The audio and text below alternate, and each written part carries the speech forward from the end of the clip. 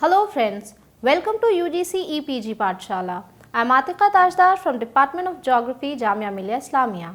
I am presenting this module on behalf of Mr. Rajneesh Ranjan. Today, we will have some understanding of hazard, vulnerability and risk assessment.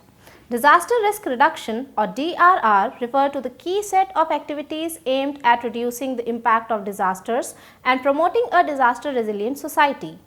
DRR efforts cannot be pursued without an understanding of the disaster risk facing the region or community. Hazard, vulnerability and risk assessment is an important tool for developing the contextual understanding of disaster risk.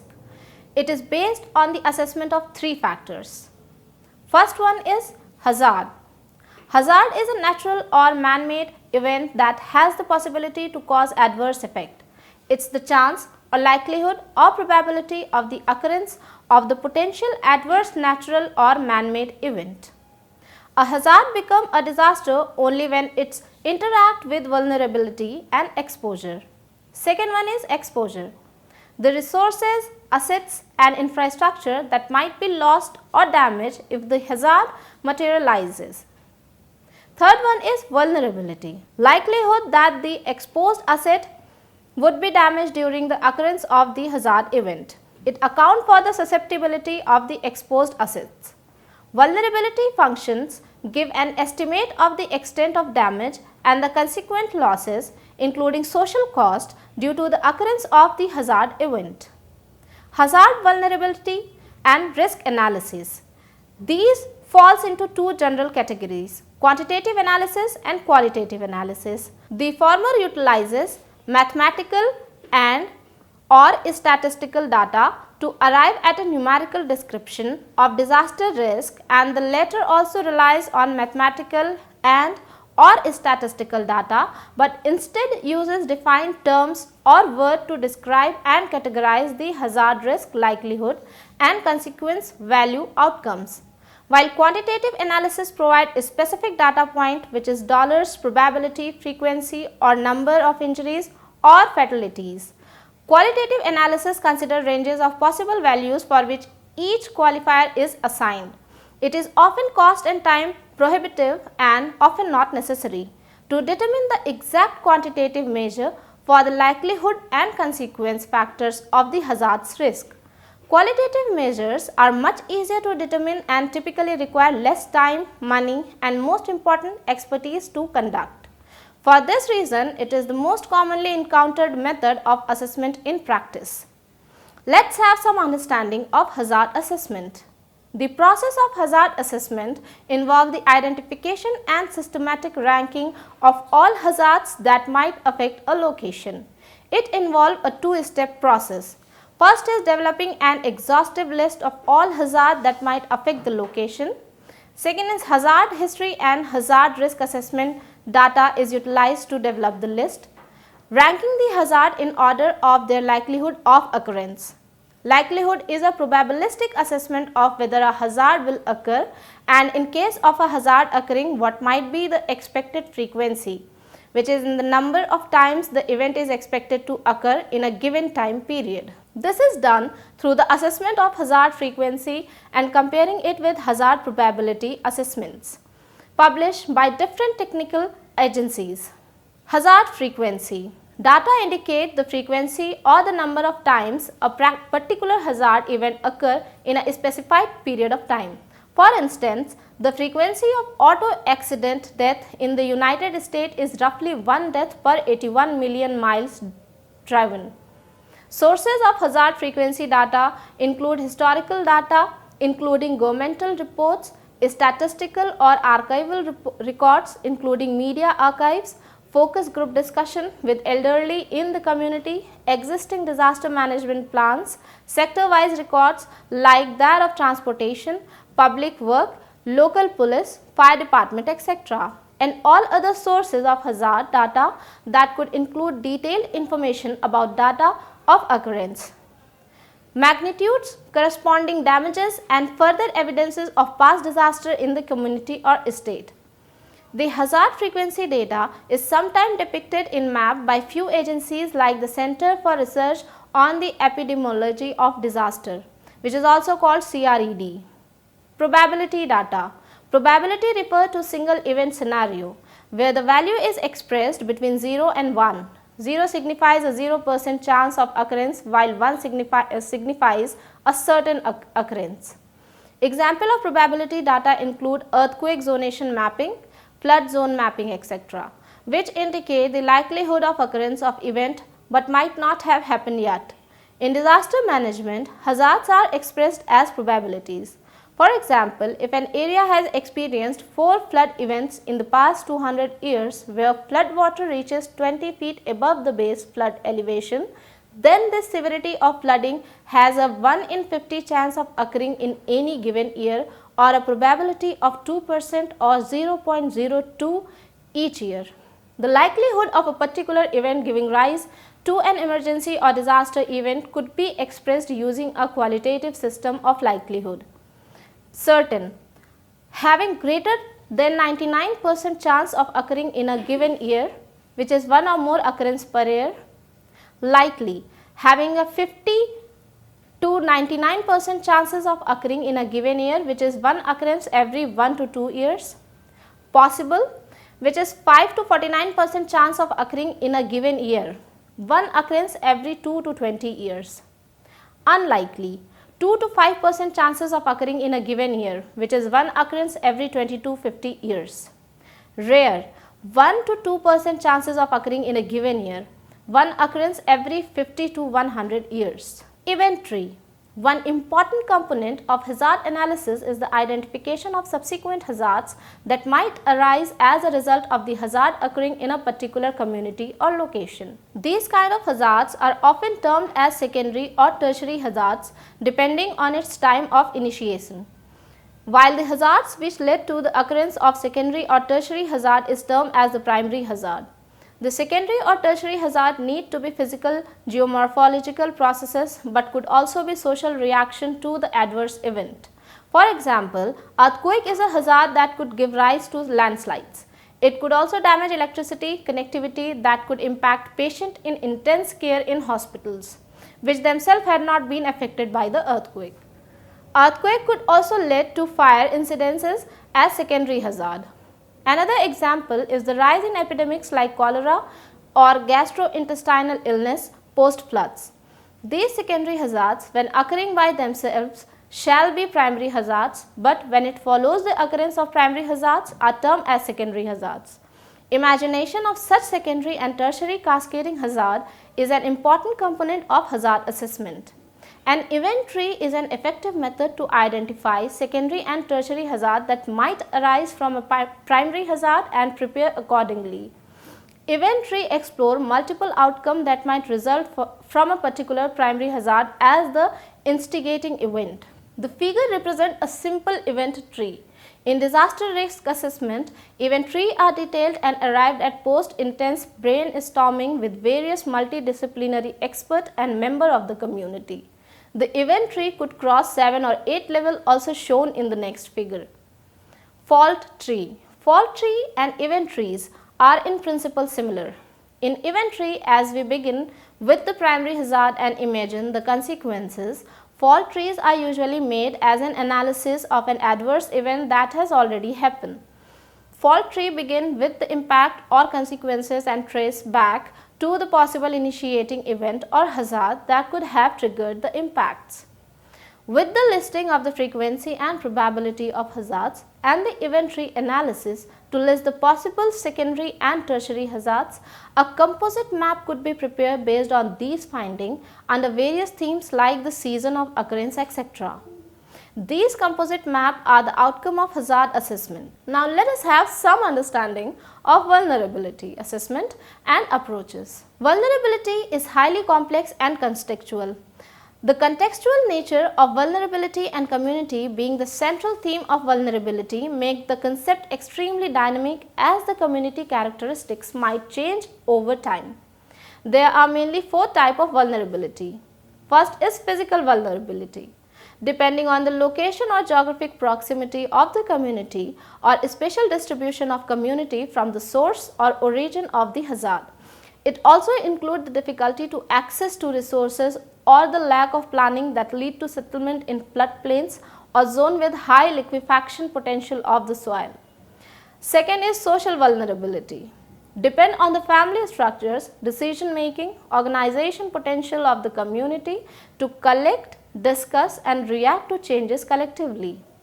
Weak structure and a segregated community on caste, religion, language, race, ethnic lines could lead to increased vulnerability of communities. Economic vulnerability depend on the varied, sustainable source of livelihood, control and access to means of production, presence or absence of saving or buffer in time of disaster, etc. Environmental vulnerability.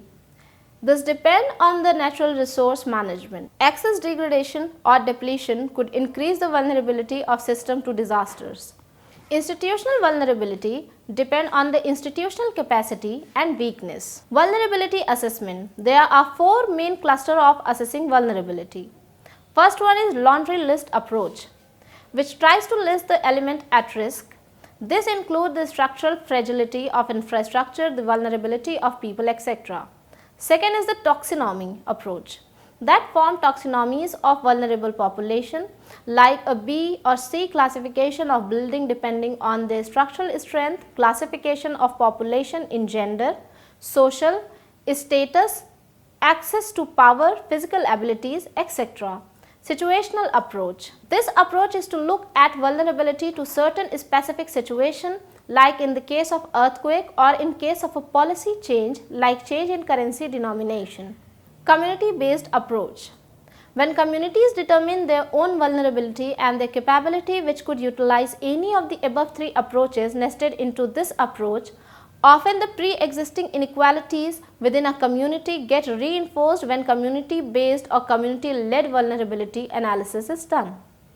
Holistic analysis of vulnerability may be very complex due to the variety of interaction that act between individual and communities. The drivers of vulnerability are the intrinsic human and environmental condition depending on the resilience of the system that are sensitive to exposure to the stress induced by the hazards. Essential elements of vulnerability analysis include assessment purpose and scope, including assessment purpose, expected outcome, existing target or goals, the time frame and geographical scope, key stakeholder and resource availability and requirement. Assessment of the sensitivity and exposure.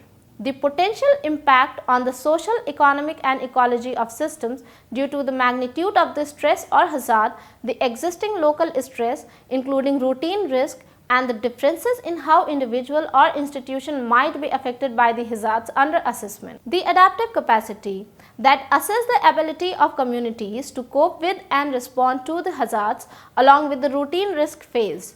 These include the effectiveness of the social network and their access, the local knowledge or custom or practices that help to cope with the stress or hazards, community awareness toward the hazard, the ability to mobilize, plan, respond to and learn from the hazard, access to material resources and financial resources along with the access to information, etc. Assessment is mainly qualitative but could be converted to a quantitative scale. For instance, the vulnerability assessment carried out by Australian Emergency Management Society suggests a logarithmic table quantifying the qualitative assessment into 4 levels of susceptibility and 4 levels of resilience, which is very low, low, medium and high. Vulnerability result due to the combination of susceptibility and resilience. The scale is as follows.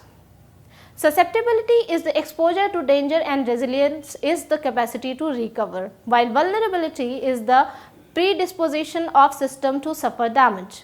Further, the factor that need to be assessed for each hazard is also specified. Socio-economic vulnerability assessment. There are few useful models available to carry out the socio-economic vulnerability assessment, which is household economy approach, also called HEA, individual household model, also called IHM, household livelihood security analysis, also called HLSA. The household economy model, for instance, could help in performing an outcome analysis by investigating how baseline access to food and income could be affected by particular hazard. Using such analysis for operationalization of DRR efforts, is challenging and has a lot of difficulties that include the lack of a common understanding and difficulties in finding matrices to represent. Physical vulnerabilities are among the most easily identified and assessed. These could be done through vulnerability scales, building codes, fragility function, etc. On the basis of the arriving of typology of building and utilizing maximum credible hazard parameter and response functions when damage state have been identified. But significant resources would be required for a multiple hazard physical exposure profiling at different geographical scales. Now we will discuss about the risk assessment and approaches. The scientific quantification of risk based on hazard, vulnerability and capacity analysis is called risk assessment. It involves gathering data of various hazards and on the basis of a statistical analysis predicting the probability of their occurrence and impact in future. The understanding of the causes of disaster and their probable impact is very important for conducting proper risk assessment. Once hazard and vulnerability assessment are completed, risk assessment for disaster may be evaluated. Risk assessment must be multi-hazard. As the same geographical area might be threatened by multiple hazards, it is necessary to identify the range of hazards and impact on the current infrastructure and plant infrastructure on different group of people and their coping capacity to bounce back from various hazards. Multi-sectoral. Different hazards will impact to different sectors differently. Consequences of drought and that of earthquake to the building stocks would be different. Likewise, consequences of drought and earthquake on agriculture would also be completely different. Multi-level. The risk assessment could be carried out at the ward level, that is integrated to the district level and later to the state, finally leading to the country's disaster risk assessment. Multi-stakeholder. Involving relevant stakeholder. Multi-phase, considering action for response, recovery, mitigation and prevention. Now we will discuss type of risk assessment. First one is qualitative assessment, describing risk into categories as high, medium and low based on the expert judgment. Second is semi-quantitative, expressing risk in terms of indices based on relative ranking of weights assigned by means of certain criteria. Quantitative, expressing risk in quantitative terms as probabilities or as expected losses. Quantitative assessment of risk could be, first one is probabilistic, second is expressed as probabilities which is 0 to 1 for having predefined loss. Third one is economic as a quantification of expected losses in monetary terms and the following calculated. Probable maximum loss, the largest loss possible for a particular time period. Average annual loss, the loss when average of losses per year is calculated. Loss exceedance curve, a risk curve plotting the losses against probability for many events. Population risk as a quantification of the risk to population. Individual risk or risk of fatality or injury to identified individual in the impact area. Societal risk, which is individual risk extrapolated to a society. An example of quantitative assessment of risk is HRVA, Hazard Risk Vulnerability Analysis Toolkit, which is a comprehensive method utilized for such evaluation. Based on the vulnerability and frequency of occurrence, a metric of risk for the hazard is developed. An example of semi-quantitative assessment is utilizing GIS, which is Geospatial Information System, where multi-criteria techniques are utilized. The risk identified qualitatively when represented in spatial method utilizing risk indices by combining vulnerability index and hazard index is such a technique. Plotting of vulnerability curves or fragility curves by utilizing damage functions for earthquake hazard is an instance of quantitative assessment of risk. The radius, which is also called as risk assessment tool for diagnosis of urban area against seismic disasters, tool is a popular tool to analyze earthquake risk. It allows its user to perform a loss estimation using gridded mesh with its accuracy depending on the accuracy of information provided in the modeling. Necessity of risk assessment. Risk assessment provides tremendous scope for interventions towards disaster risk reduction. The Sendai framework for disaster risk reduction has understanding risk at its first priority. The first The other priority are strengthening disaster risk governance to manage disaster risk, followed by investment in disaster risk reduction for resilience and enhancing disaster preparedness for effective response and build back better in recovery, rehabilitation and reconstruction. 3 of the 4 priorities require a thorough understanding of risk, which would enable fruitful measure toward disaster risk governance and investment in disaster risk reduction. SFDRR also states that no new risk must be created by any new development project, thereby making risk assessment an important parameter in the design and implementation of development programs. Investment in development projects have repeatedly been negated by losses due to natural disasters, especially in hazard-prone areas, including the recent Fukushima nuclear tragedy due to the strong earthquake that rocked Japan. Cost-benefit analysis consists of the following steps: estimations of production cost and the corresponding future benefits, which is calculating the current cost for different design. Costing saved lives, which could be difficult as it would try to equate human life with financial equivalent. Generally, the accepted rule of thumb is that the economic value of a single individual is the discounted sum of her or his expected earning in her or his future. With these in mind and with proper risk assessment, goal-oriented risk reduction technique could be designed with the concept of acceptable risk. The current understanding of vulnerability, coping capacity and resilience of communities plays an important role in any development or disaster risk reduction program.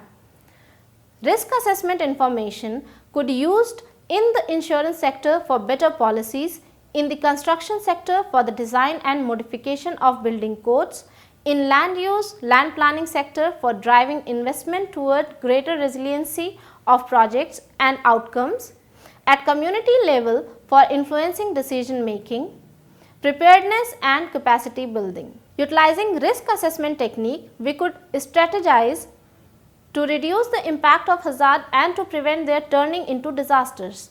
This could be achieved through better prevention, mitigation, preparedness or risk transfer mechanism. Now we will summarize this module by saying that hazard may be a natural or a man-made event that has the possibility to cause adverse effects. The occurrence of the hazard is not the disaster, but all the disasters result due to the exposure of vulnerability by hazards. The scientific quantification of risk based on hazard, vulnerability and capacity analysis is called risk assessment. The component of assessing risk is hazard, the chance or likelihood or probability of the occurrence of the potential adverse natural or man-made event. Exposure, the location, values and attribute of the asset that are important to the community. It could be the stock of property or infrastructure. And vulnerability, likelihood that the exposed asset would be damaged during the occurrence of the hazard event. It accounts for the susceptibility of the exposed assets. Hazard assessment process involves the identification and systematic ranking of all hazards that might affect a location. An inventory is an effective method to identify secondary and tertiary hazard that might arise from a primary hazard and prepare accordingly. Event trees explore multiple outcomes that might result from a particular primary hazard as the instigating event. Fault trees begin from the impact or consequences and trace back to the possible initiating event or hazard that could have triggered the impact. The concept of vulnerability is multi-layer. Vulnerability is highly complex and contextual. The driver of vulnerability are the intrinsic human and environmental conditions depending on the resilience of the system that are sensitive to exposure to the stress induced by the hazard. Useful models are available to arrive at the socio-economic vulnerability assessment, including model like household economy approach, individual household model, household livelihood security analysis. An example of quantitative assessment of risk is the HRVA, which is Hazard Risk Vulnerability Analysis Toolkit, which is a comprehensive method utilized for such evaluation. An example of semi-quantitative assessment is utilizing GIS, where multi-criteria technique are utilized. The radius tool is a popular tool to analyze earthquake risk. The Sendai framework for disaster risk reduction has understanding risk at its first priority. Risk assessment information could be used in the insurance sector for better policies, in the construction sector for the design and modification of building codes, in land use land planning sector for driving investment towards greater resiliency of project and outcomes, at community level for influencing decision making, preparedness and capacity building. Thank you.